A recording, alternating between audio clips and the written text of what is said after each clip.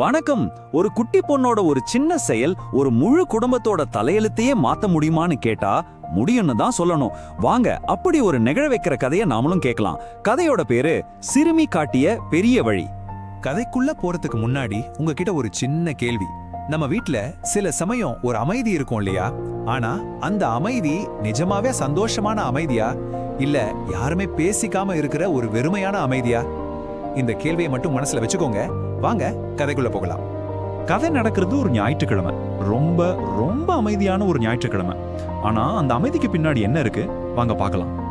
நம்ம கதையோட ஹீரோயின் சகஸ்ரா எப்பவும் சிரிச்சுக்கிட்டு துள்ளி குதிச்சு ஓடி விளையாடுற ஒரு சம சுட்டி பொண்ணு. சொல்ல போனா அவளோட சிரிப்பு தான் அந்த வீட்டுக்கே ஒரு உயிர் மாதிரி. அன்னைக்கு ஞாயிற்றுக்கிழமை விளையாடுறதுக்கு ஒரு ஆள் வேணுமேனு முதல்ல அப்பா கிட்ட ஓடுறான். ஆனா அவரோ இந்த உலகத்திலே இல்ல.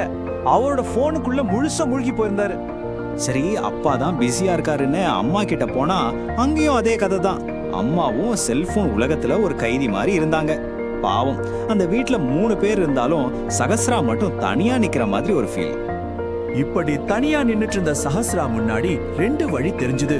ஒன்னு சிறைக்கு போற வழி, இன்னொன்னு சுதந்திரத்துக்கு போற வழி. அவ எதை தேர்ந்தெடுத்திருப்பா? அவ முன்னாடி 2 உலகம் இருந்துச்சு.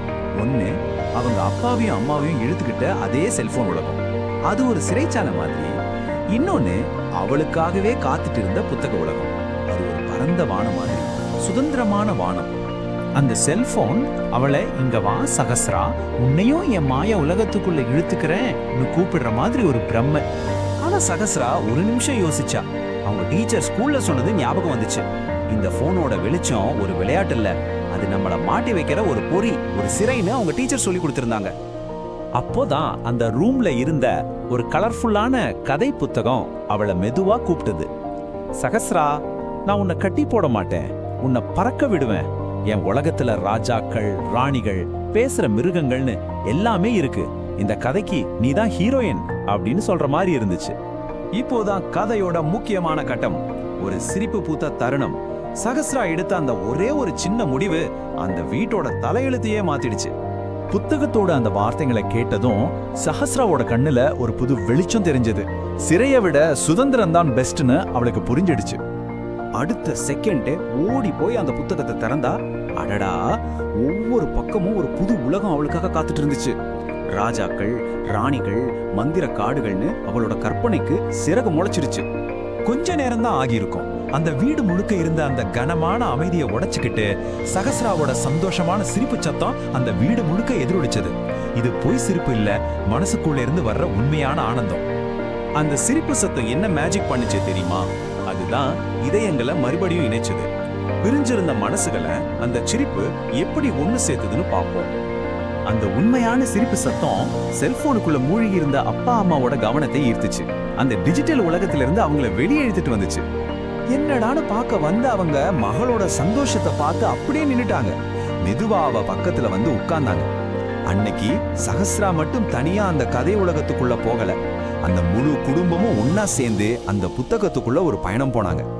உண்மையை சொல்லணும்னா அன்னைக்கு சகஸ்ரா ஒரு புத்தகத்தை மட்டும் திறக்கல, செல்போனால பூட்டி வைக்கப்பட்டிருந்த அவங்க குடும்பத்தோட இதயத்தையே திறந்துட்டா. இந்த கதை சஹஸ்ராவோட கதை மட்டும் இல்ல, இது நம்ம எல்லாருக்குமான ஒரு சிந்தனை. இதுல இருந்து நாம என்ன கத்துக்கலாம்? கொஞ்சம் யோசிச்சு பாருங்களேன். நம்ம குழந்தைங்க கையில செல்போனை கொடுத்தது யாரு? நாம தானே. ஆனா இன்னைக்கு நாமளும் தானே அதுக்குள்ள மூழ்கி போயிருக்கோம். பெற்றோரா இருக்கிற நாம செய்ய வேண்டியது ஒன்னே ஒண்ணுதான். முதல்ல அந்த செல்போனை கொஞ்சம் தள்ளி வைப்போம். நம்ம குழந்தைங்களோட நேரம் செலவு பண்ணுவோம். அவங்க கூட உட்கார்ந்து கதை படிக்கலாம், கலரிங் பண்ணலாம், இல்ல வெளியே போய் விளையாடலாம். இந்த மாதிரி சின்ன சின்ன விஷயங்கள் தான் ஒரு குடும்பத்துல பெரிய அன்பை உருவாக்கும். நீங்க இந்த மாற்றத்தை ஆரம்பிக்கும் போது உங்க வீட்லயும் அந்த உண்மையான சிரிப்பு சத்தம் கேட்கும். உங்க வீட்லயும் ஒரு சகஸ்ரா கண்டிப்பா உருவாகுவான். வாங்க நாம எல்லாரும் நம்ம குடும்பத்தோட இதயங்களை திறந்து வைப்போம். ஒரு நிமிஷம் ஸ்க்ரோல் பண்ணாதீங்க. இந்த மாதிரி உங்களுக்கு பயனுள்ள வீடியோக்களை தினமும் பார்க்கணும்னு ஆசைப்படுறீங்களா?